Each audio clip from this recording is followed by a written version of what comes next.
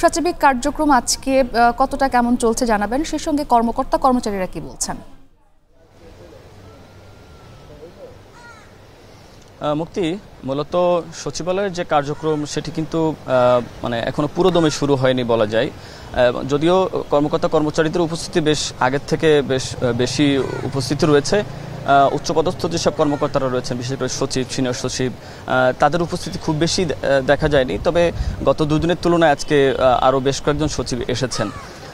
যদি সচিবিক যে কার্যক্রম সেগুলোর কথা যদি বলতে চাই, যে সচিবিক কার্যক্রম কিন্তু ইতিমধ্যে আপনি জানতে পেরেছেন যে যেহেতু অন্তর্বর্তীকালীন একটি সরকার গঠন হবে, সেই সরকার গঠনের পরে যে রূপরেখা দেওয়া হবে, যে কার্যক্রমগুলো নিরূপণ করা হবে, সেইভাবেই কিন্তু কার্যক্রম শুরু হবে। অর্থাৎ যে মূলত যে কার্যক্রম, একটি সরকার চলে গেছে, সেই সরকার পরবর্তীতে যে সরকার আসবে সেই সরকারের দিক নির্দেশনা অনুযায়ী যেসব কার্যক্রম চলার কথা, সেসব কার্যক্রম কিন্তু এখনও আসলে সেভাবে শুরু হয়নি।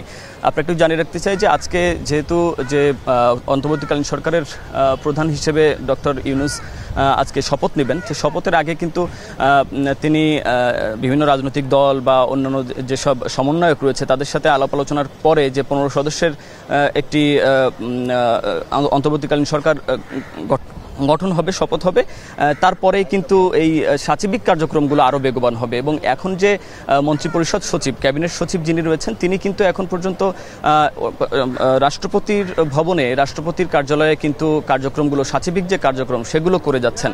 এবং এখানে ক্যাবিনেটের যে ভবন রয়েছে, যে মন্ত্রিপরিষদ ভবন রয়েছে, তার সামনে যে গাড়িগুলোতে করে যারা শপথ নেবেন তাদেরকে আনার ব্যবস্থার কথা আমরা জানতে পেরেছি, সেসব গাড়িগুলো কিন্তু ইতিমধ্যে প্রস্তুত করা হচ্ছে। সব মিলিয়ে আরও একটি কথা একটু জানিয়ে রাখতে চাই যে এই বিগত 15 বছরে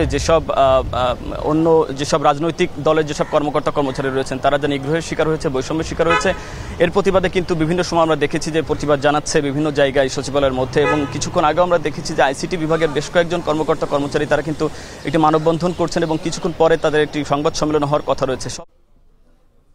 মুন্নফ রশিদ যুক্ত ছিলেন সচিবালয় থেকে। এখন ঢাকা নিচ্ছে আরো